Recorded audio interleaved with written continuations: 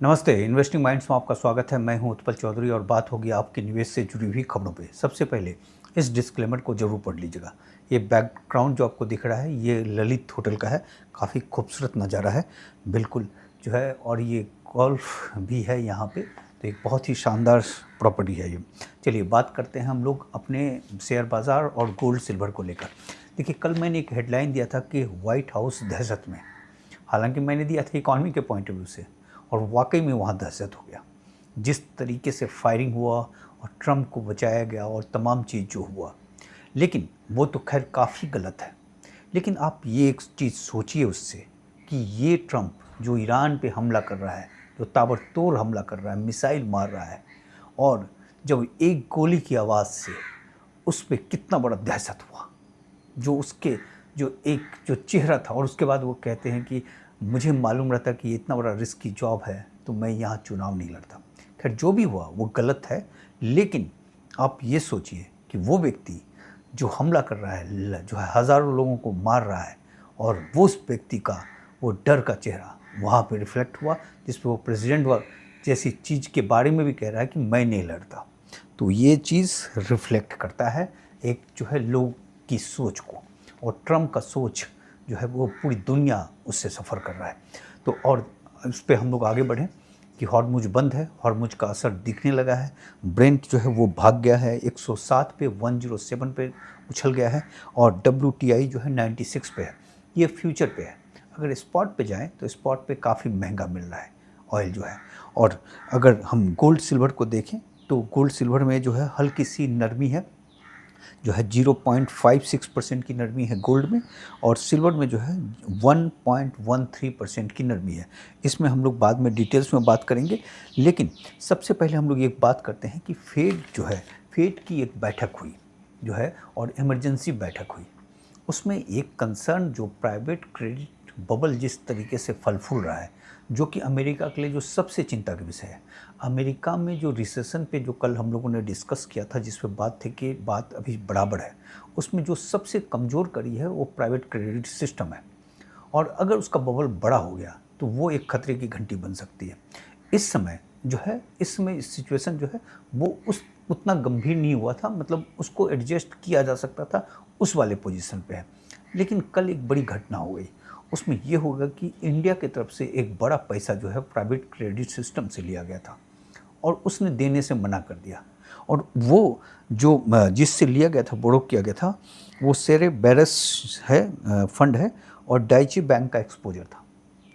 अब वहाँ पे जो एक बैठक हुई है, फेड की इमरजेंसी बैठक हुई है, उसमें दो बातों पे। एक तो जो AI का अटैक हो सकता है बैंकों पे, जिस तरीके से साइबर बढ़ रहा है और तमाम चीज़, तो वो भी एक जो है, अगर इस तरह का अटैक हो गया तो वो रिसेशन ला सकता है। तो उसको टालने के लिए एक बैठक हुई, जिससे मतलब ये अमूमन होता है बैठक, इसमें कोई खतरे की बात नहीं है। लेकिन जो दूसरी जो विषय था उसमें, वो प्राइवेट क्रेडिट सिस्टम था कि क्या ये बबल बन रहा है, और ये सिस्टम जा कहाँ से रहा है, कहाँ से निकल रहा है, ऑपरेट कहाँ से हो रहा है, रिस्क कितना बड़ा है, कितना बड़ा खतरा हो सकता है। इन तमाम चीज़ों पे डिस्कस हुआ। क्योंकि एक चीज़ जो देखा गया है कि जो प्राइवेट क्रेडिट सिस्टम के जरिए जो पैसे लगाए थे, जो जनता का ही पैसा इन लोगों ने बांटा था, अब जब जनता वो पैसा वापस लेने के लिए जा रही है तो उसको उस तरीके से पैसे नहीं मिल रहे हैं। जबकि अपोलो और ब्लैकस्टोन जो है वो 5% के आसपास ही उनको रिडम करने के लिए दे रहा है कि आप उतना ही पैसा निकाल सकते हैं। तो ये चीज़ ये कर रहे थे, और ये बताया जा रहा है कि $1 ट्रिलियन के आसपास का ये बबल बन चुका है। फेड की बैठक में ये देखा गया कि रिस्क असल में कहाँ बैठा है, और उसकी पड़ताल, और उसका अगर कोई बड़ा हिस्सा गिरा तो उसका कितना बड़ा डोमिनो इफेक्ट हो सकता है, क्योंकि एक के बाद एक उस तरह से सीरीज होता रहता है। तो वो एक चिंता के विषय है जिस पे कि एक डिस्कशन हुआ। बाकी हम लोग गोल्ड और सिल्वर पे बात करते हैं। गोल्ड और सिल्वर जो इस समय खुला है वो नीचे खुला है। गोल्ड जो है वो $4696 पे है प्रति आउंस, और 0.56% की नरमी है। और सिल्वर में जो है 75.64 पे है, 1.13% की नरमी है। सिल्वर जो है कमज़ोर होता हुआ दिख रहा है, क्योंकि सिल्वर का जो 50-डे मूविंग एवरेज था वो 78 के ऊपर का था, जहाँ से वो नीचे आ गया है। तो अब इसका जो बड़ा सपोर्ट लाइन है वो 70 से 72 का है। तो वहाँ से ऊपर रहता है, या वो एक बहुत बड़ा सपोर्ट लाइन था। अगर वो टूटता है तो काफ़ी कमज़ोरी देखा जा सकता है।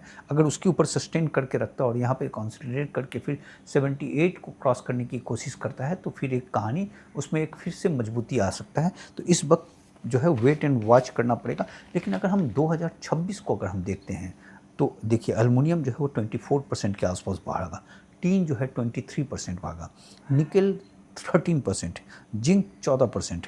मतलब इंडस्ट्रियल डिमांड स्ट्रांग है, इससे ये रिफ्लेक्ट हो रहा है। मतलब इकॉनमी, ग्लोबल इकॉनमी डेड नहीं हुआ है।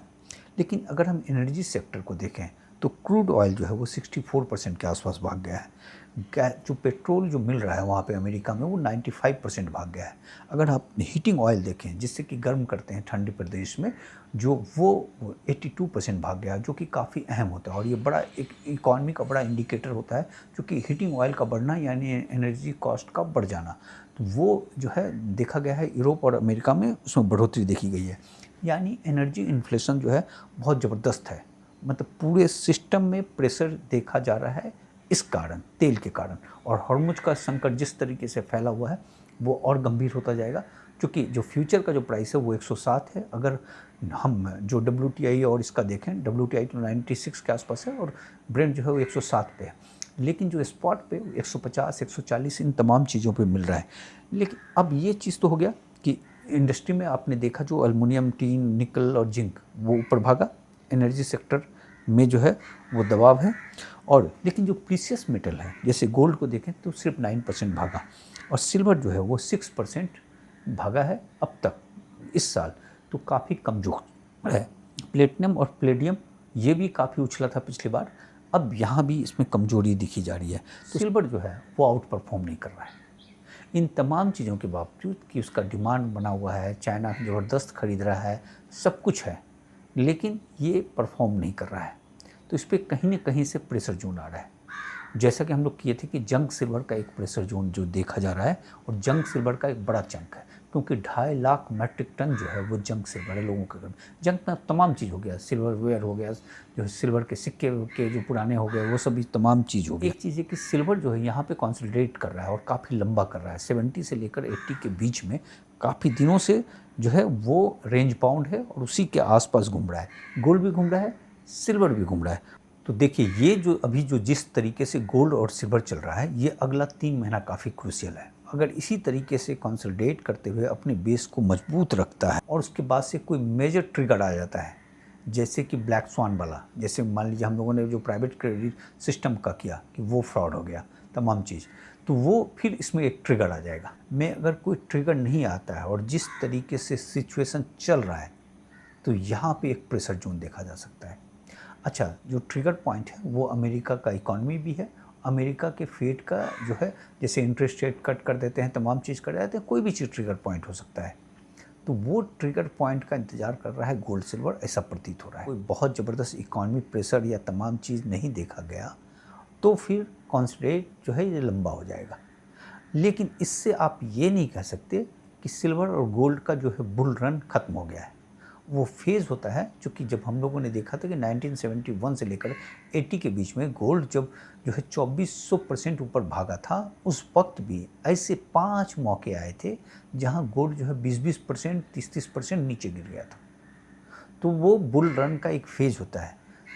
तो इसको हम लोग ये कहेंगे कि अगर ट्रिगर नहीं आया तो बुल रन का एक गंदा फेज से गुजरेगा। ट्रेंड जो है इसका इंटैक्ट है, बस एक ठहराव सा अभी दिख रहा है। लेकिन इसमें जो सबसे मजबूत चीज़ रहेगा गोल्ड सिल्वर के लिए, जो ट्रिगर का जो भी बात हम लोग कह रहे थे कि करेंसी पे दबाव देखा जा रहा है, क्योंकि उस पर कर्ज है, इन्फ्लेशन है और प्रिंटिंग हो ही रहा है और बढ़ सकता है, क्योंकि जैसा सिचुएशन अभी वार के कारण चल रहा है। तो ऐसे में क्या होता है कि कैपिटल धीरे धीरे शिफ्ट होगा। पहले फेज में हो चुका है, दूसरे फेज में भी होना चाहिए कायदे से, जो ट्रिगर पॉइंट की जो बात हम लोग कर रहे हैं। लेकिन अगर हम मेटल सेक्टर को देखें, खासकर गोल्ड और सिल्वर को, तो इस समय जो है वो अंडर वैल्यू चल रहा है। तो उसमें जो फैक्टर होगा वो करेंसी, क्योंकि करेंसी पे अगर आप देखें तो धीरे धीरे दबाव बढ़ रहा है। डॉलर पे कर्ज है, इन्फ्लेशन है और प्रिंटिंग बढ़ेगा, तो करेंसी धीरे धीरे कमज़ोर होगा। जब करेंसी कमज़ोर होगा तो ऑटोमेटिक वो पैसा जो है मेटल की तरफ शिफ्ट होगा। मेटल मतलब गोल्ड सिल्वर, और गोल्ड सिल्वर जो इस समय चल रहा है वो अंडर वैल्यू है।